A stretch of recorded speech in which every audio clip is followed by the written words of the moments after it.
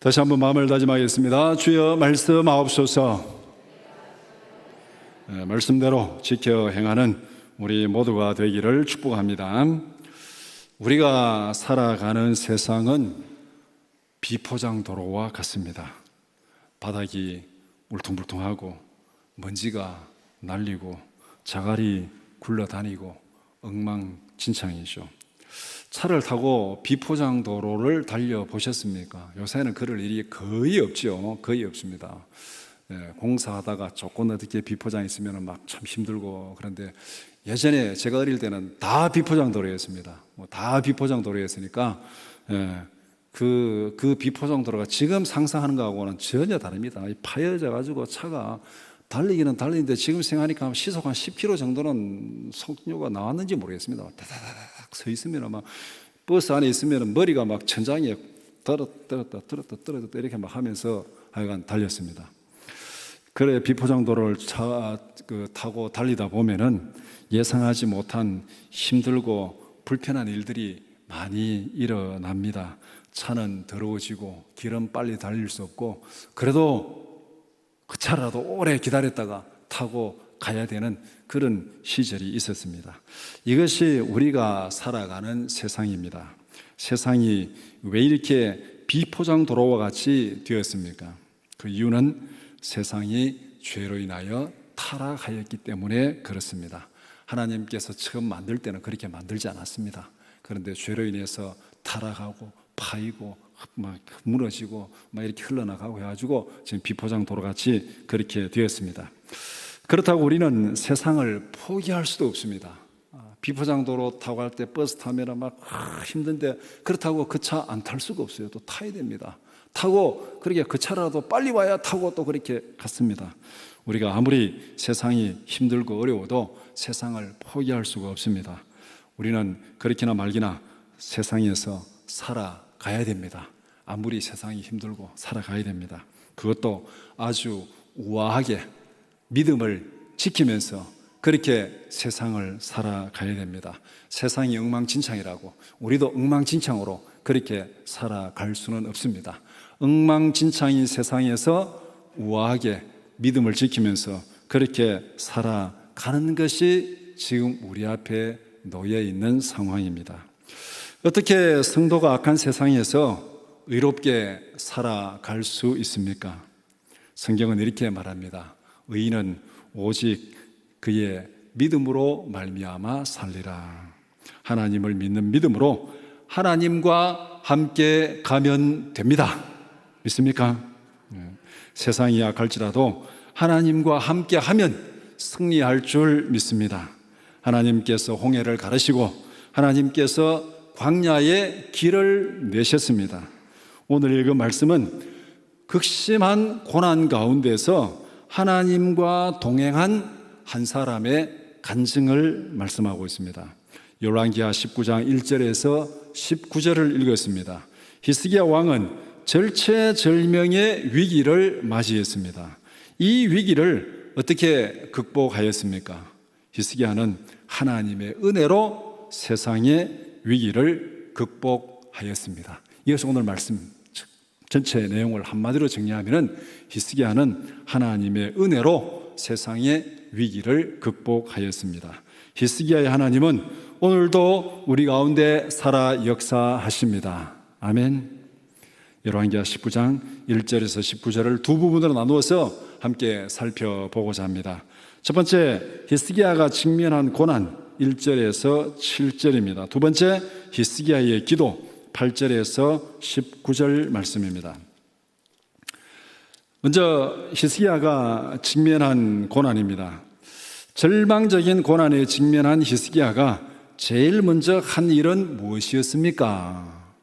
히스기야는 겸비한 마음으로 하나님의 전으로 갔습니다. 1절에 그 옷을 찢고 굵은 배를 두르고 여호와의 전에 들어가서 이렇게 말씀합니다. 이 말씀을 두 부분으로 딱 나누어 보면은 히스기야는 철저하게 자신을 낮추었습니다.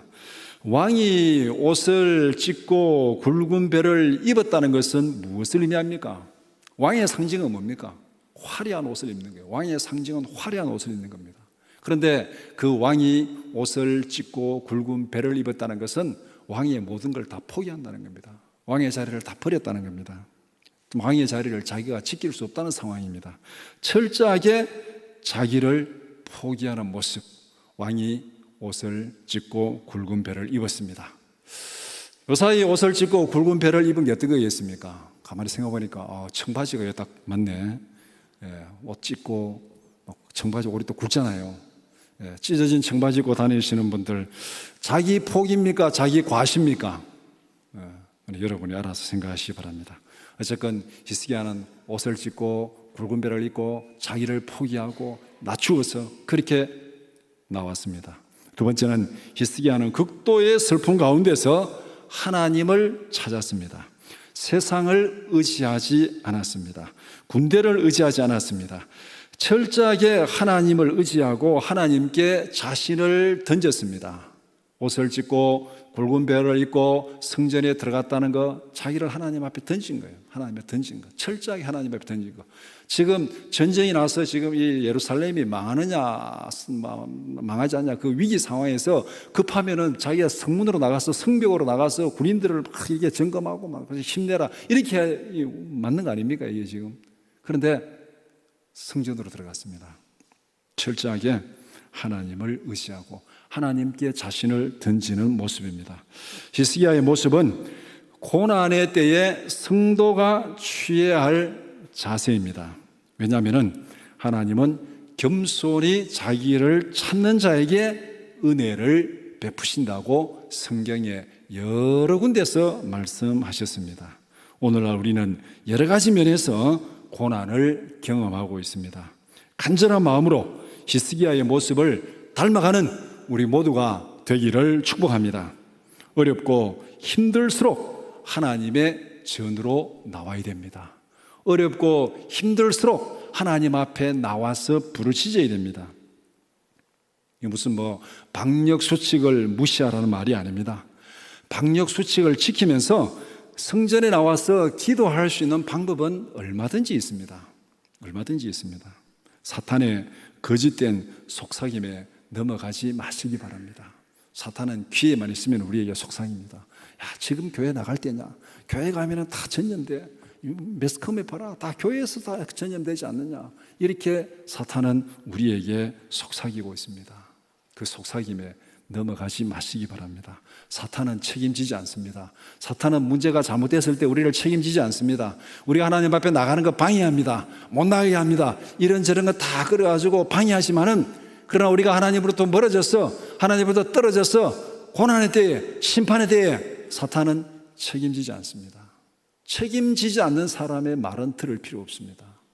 사탄은 우리를 책임져 주지 않습니다. 어렵고 힘들수록 우리는 하나님 앞에 나와야 됩니다. 이것이 오늘 본문에서 보여주고 있는 히스기야의 모습입니다. 고난 가운데 빠진 히스기야는 이사야 선지자에게 무엇을 부탁하였습니까?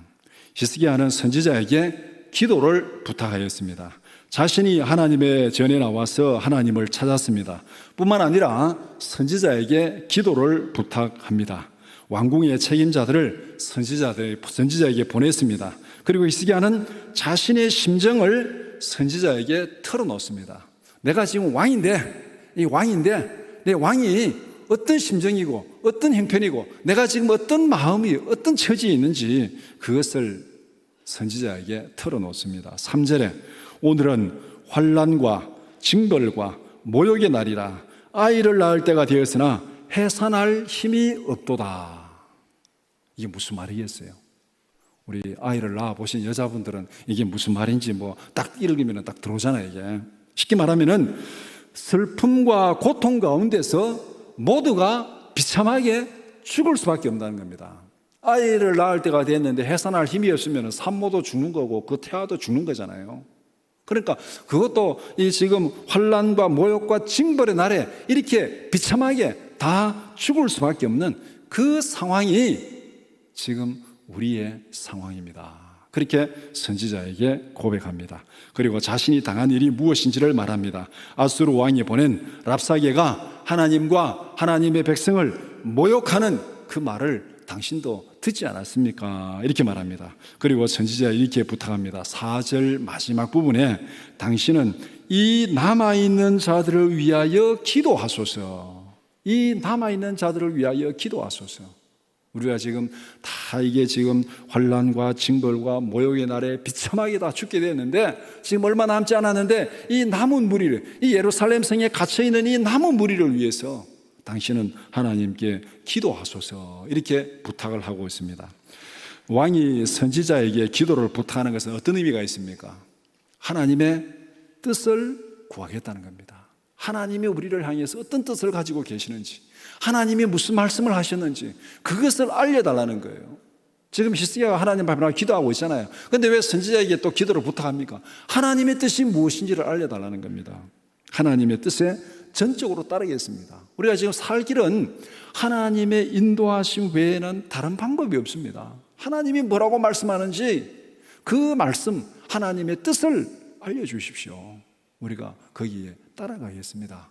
이것이 지금 왕이 선지자에게 기도를 부탁하는 그런 간절한 마음입니다. 히스기야의 부탁에 이사야 선지자는 어떤 답변을 하였습니까? 이사야 선지자는 히스기야에게 하나님의 뜻을 전달했습니다. 그 전달한 내용은 두 가지입니다. 첫 번째 6절에 아수르 왕이 나를 모욕하는 말 때문에 두려워하지 말라. 이 나를 한 하나님이죠. 아수르 왕이 나를 모욕하는 그 말 때문에 두려워하지 말라. 걱정하지 말라. 두 번째 7절에 그를 본국으로 돌려보내서 거기서 칼에 죽게 하리라. 아수르 왕이 나를 모욕하고 위협하고 겁주는 그 말에 두려워하지 말라. 내가 그들을 본국으로 돌려보내서 거기에서 칼에 죽게 하리라. 그러면은 지금 누가 이기겠다는 거예요? 예루살렘이 구원받는다는 거예요? 아니면 아수르가 지금 예루살렘을 함락시킨다는 거예요? 분명한 하나님의 뜻이 나왔습니다. 이사야 선지자는 하나님의 분명한 뜻을 전달했습니다. 히스기야 입장에서는 도저히 믿기지 않는 소식입니다. 굉장히 좋은 소식이죠. 기쁜 소식입니다. 이거보다가 더 기쁜 소식은 없습니다. 그런데 지금 히스기야 상황에서는 도저히 믿겨지지 않는 소식입니다. 어떻게 이런 일이 있을 수 있는가? 그렇지만은 하나님은 분명히 말씀하셨습니다. 하나님께서 말씀하셨으니 하나님께서 이루실 줄 믿습니다. 하나님이 선포하시면은 그대로 됩니다. 말씀으로 천지를 창조하셨습니다. 말씀으로 홍해를 가르시고 말씀으로 반석에서 물을 내셨습니다. 하나님이 함께 하시면은 비포장도로도 문제가 되지 않습니다. 하나님은 바다를 가르시고 거기에 길을 내셨습니다. 광야에 대로를 내셨습니다. 그러니까 이 비포장도로 같은 이 세상이 뭐가 문제가 되겠습니까? 하나님과 함께 한다면, 오늘 우리에게 문제가 된다면 하나님과 함께 하지 아니하고 나 혼자 가려니까 그게 문제가 되는 거예요. 하나님이 함께 하시면은 바다도 광야도 문제가 되지 않습니다. 이 험한 세상 오직 하나님과 동행하는 우리 모두가 되기를 축복합니다. 두 번째 히스기야의 기도입니다. 아수르 왕이 히스기야 왕에게 보낸 편지의 내용은 무엇이었습니까? 8절에서 13절까지 쭉 설명하고 있는데 간단히 말하면은 하나님의 말에 속지 말고 항복하라. 하나님의 말에 속지 말고 항복하라. 10절에 내가 믿는 내 하나님이 예루살렘을 아수르 왕의 손에 넘기지 아니하겠다는 말에 속지 말라. 지금 본문이 상황이 바뀌어가지고 이제 두 번째 지금 편지를 보낸 겁니다. 두 번째 와가지고 지금 독촉하는 겁니다. 두 번째 와가지고. 앞에 이사야 선지자를 통해서 이 말씀을 받았잖아요. 그러니까 지금 그래 믿고 지금 굳건히 서 있는데 지금 이 상황을 쭉 읽어보면 전세가 지금 이 아수르에게 약간 좀 이렇게 불리하게 돌아갑니다. 그러니까 와가지고 빨리 지금 예루살렘 항복하라고 지금 독촉하는 내용이 지금 이 8절부터입니다. 그러니까 그 앞에 지금 이 히스기야가 이사야를 통해서 받은 그 말씀을 언급하면서 지금 10절에서 말씀하고 있는 거예요.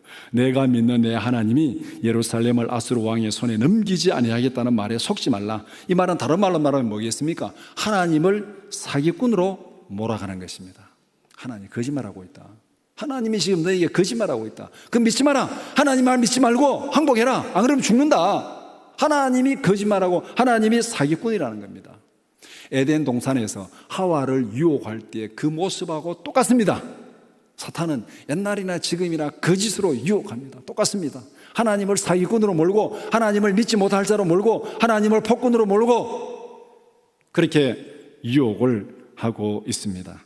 이사야를 통해서 선포된 하나님의 말씀을 정면으로 부정합니다.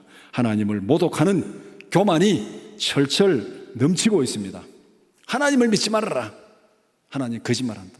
빨리 항복해라. 안 그러면 죽는다. 이렇게 얘기하고 있잖아요. 얼마나 교만합니까 이게. 그러면서 자기 교만을 입증하는 역사적인 증거들을 제시합니다.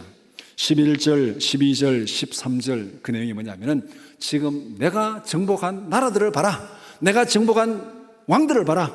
이런 나라들, 이런 왕들을 내가 다 정복했다. 역사적인 증거가 지금 여기에 있지 않느냐.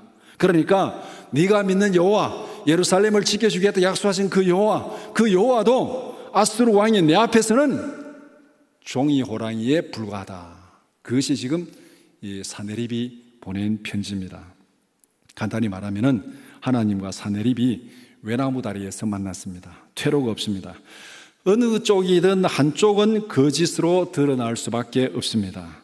사네립은 이것을 편지로 기록해서 히스기야에게 보냈습니다. 히스기야는 양쪽으로부터 정반대의 메시지를 받았습니다. 선지자로부터 사네립을 죽이겠다는 하나님의 말씀을 받았습니다. 두려워하지 말라. 내가 하나님이 사네립을 공고로 끌고 가서 거기서 죽이겠다. 이게 하나님의 메시지예요. 그런데 사네립으로부터 받은 편지는 무엇입니까? 하나님한테 속지 말라. 예루살렘은 어차피 멸망한다. 빨리 항복해라. 이 두 개가 지금 정반대잖아요.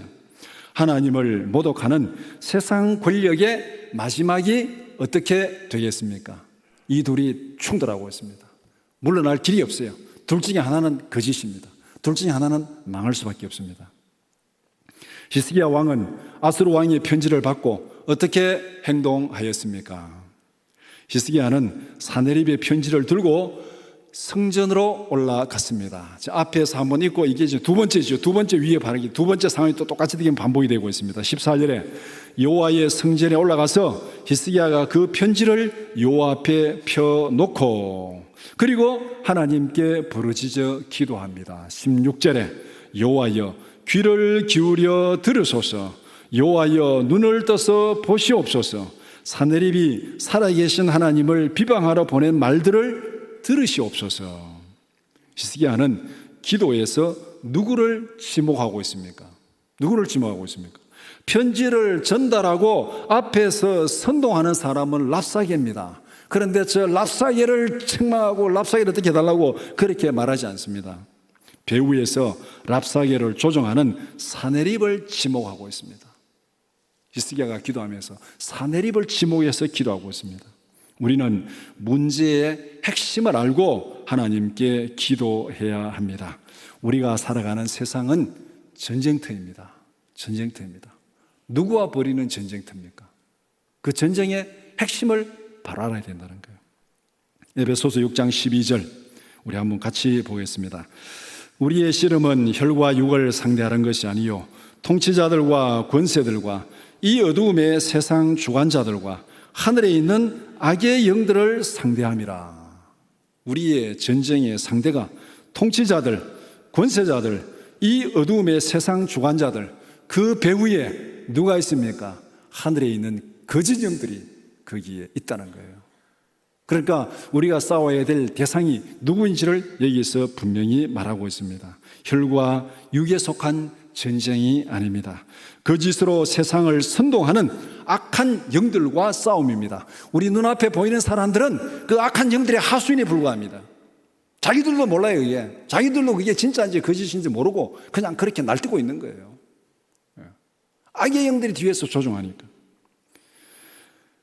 거짓으로 세상을 선동하는 악한 영들과의 싸움이 바로 우리가 싸워야 할 이 세상에서 싸움입니다. 하나님의 전신갑주를 입고 전쟁에서 승리하는 우리 모두가 되기를 축복합니다. 오늘 이 시대는 우리도 어느 게 진짜인지 가짜인지 몰라요. 다 가짜 뉴스라 그럽니다. 이쪽도 저쪽을 보고 가짜, 저쪽도 이쪽을 보고 가짜 뉴스라 그럽니다. 하나님 앞에 구할 수밖에 없습니다. 하나님의 뜻을 보여주옵소서. 하나님의 뜻을 이루어 주옵소서. 우리가 생각할 때는, 내가 생각할 때는 이게 진짜 같은데, 그러나 나도 잘못될 수 있습니다. 하나님의 뜻을 이루어 주옵소서. 하나님의 뜻이 이루어지게 하옵소서. 우리는 정말 하나님의 전신갑주를 입고 이 악한 영들과의 전쟁에서 승리해야 됩니다. 승리하는 우리 모두가 되기를 축복합니다. 히스기야가 간구하는 기도의 마지막 목표는 무엇이었습니까? 여호와만이 홀로 하나님이신 것을 열방이 알게 하옵소서. 히스기야는 두 개의 서로 다른 메시지를 받았습니다. 앞에서 말한 대로 이사야 선지자로부터 받은 하나님의 약속이 무엇입니까? 6절에 아수르 왕이 나를 모욕하는 말 때문에 두려워하지 말라. 7절에 그를 본국으로 돌려보내서 거기에서 칼에 죽게 하리라. 이게 히스기야가 받은 하나의 메시지, 선지자로부터 받은 메시지고, 그 다음에 아수르 왕 사네립으로부터 받은 편지가 무엇입니까? 10절에 내가 믿는 내 하나님이 예루살렘을 아수르 왕의 손에 넘기지 아니하겠다는 말에 속지 말라. 자, 두 개, 정반대 두 개의 메시지를 딱 받았습니다. 둘 다 서로 한쪽은 가짜라고 말할 수밖에 없잖아요. 어느 것인데 둘 중에 하나는 가짜입니다, 분명히. 근데 서로 자기가 옳다고 상대방이 가짜라고 말하는 정반대 두 개의 메시지를 받아 들고 있습니다. 어쩌면 오늘 우리의 상황과 비슷할지도 모르겠습니다. 히스기야 기도는 간단합니다. 이 둘 중에서 누가 거짓이고 누가 진짜입니까? 이게 하나님 앞에 히스기야가 기도하는 기도예요.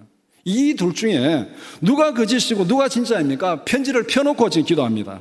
하나님께서 진짜인 것을 온 천하 만국이 알게 하옵소서. 하나님께서 진짜인 것을 온 천하 만국이 알게 하옵소서. 그렇게 하는 구체적인 방법이 무엇입니까? 예루살렘을 사네립의 손에서 구원하는 것입니다. 그래서 히스기야는 이렇게 기도합니다. 오늘 본문 19절 말씀, 우리 19절 마지막 오늘 19절 한번 같이 읽겠습니다. 우리 하나님 여호와여, 원하건대 이제 우리를 그의 손에서 구원하옵소서. 그리하시면 천하 만국이 주 여호와가 홀로 하나님이신 줄 알리다 하니라. 우리를 구원해 달라고 하는데 구원이 목적이 아니에요. 지금 기도가 구원이 목적이 아닙니다. 우리를 구원해야 될 이유가 뭡니까? 우리가 살아야 되겠다는 그것도 물론 중요하지만은 우리를 구원함으로 저 사네립의 교만하고 하나님을 모독하는 저 거짓되고 교만한 저 모든 권력을 다 무너뜨려 주시고 하나님만이 홀로 만국의 하나님이신 것을 보여주시옵소서. 하나님의 영광을 온 땅에 드러내 주시옵소서. 저 교만하게 날뛰는 사네립을 하나님께서 멸하여 주시고 하나님의 영광을 드러내 주시옵소서. 이것이 히스기야가 하나님 앞에 기도하는 마지막 목표입니다. 하나님의 영광이 드러나게 하옵소서. 우리가 구원받는 것도 중요하지만 우리의 구원을 통해서 내가 잘 먹고 잘 사는 것이 아니라 하나님의 영광이 드러나게 하옵소서. 하나님의 영광이 드러나게 하옵소서. 저 모든 거짓 권세들, 영들을 하나님이 멸하여 주옵소서. 이것이 히스기야가 하나님 앞에 기도하는 내용입니다. 말씀을 정리해 봅시다.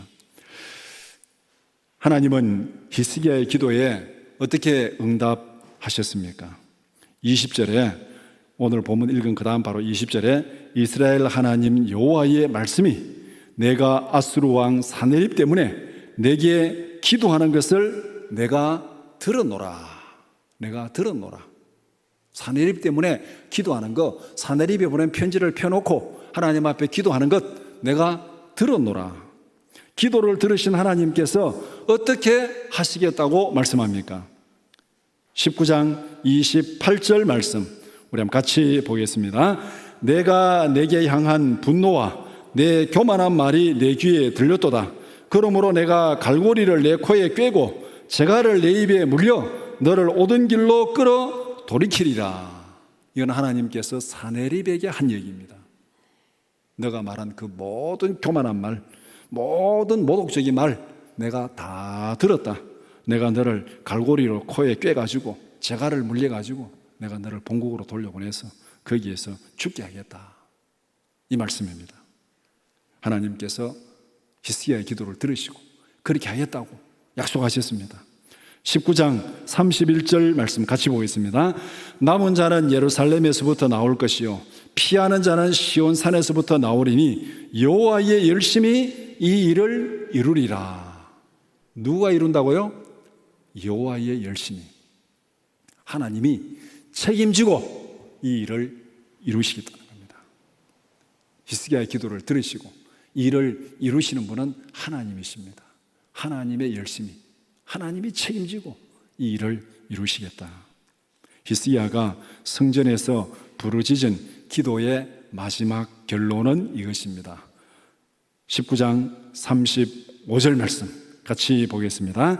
이 밤에 여호와의 사자가 나와서 아수르 진영에서 군사 18만 5천 명을 친지라. 아침에 일찍 일어나 보니 다 송장이 되었더라. 그리고 그 뒤를 쭉 읽어보면은 사내립은 부끄러움을 당하고 본국으로 돌아가서 거기서 칼에 죽었습니다. 하나님께서 이사야를 통해서 말씀하신 대로 그대로 다 이루어졌습니다. 히스기야는 두 개의 정반대의 메시지를 받았습니다. 이사야를 통해서 하나님의 메시지를 받고 랍사가리를 통해서 사내립의 편지를 받았습니다. 둘은 서로 공존할 수 없습니다. 한쪽이 진짜면 한쪽이 가짜입니다. 그 가운데서 하나님께서 어느 것이 진짜인지를 히스기야에게 분명히 보여주셨습니다. 누가 뭐라고 해도 여호와 하나님이 세상의 주인입니다. 믿습니까? 누가 뭐라고 해도 여기에 흔들리면 안 돼요. 오늘날 사람들이 언론이, 방송이 교회를, 성경을, 예수 믿는 사람을 온갖 말로 비방, 하여튼 좋습니다. 마음대로 해도 관계없어요. 자기들 자유니까. 그러나 우리가 분명히 기억할 것은 누가 뭐라고 해도 여호와 하나님이 세상의 주인입니다. 세상이 아무리 악하고 험할지라도 세상을 창조하시고 구원하신 하나님과 동행하는 우리 모든 성도들이 되기를 주님의 이름으로 축원합니다.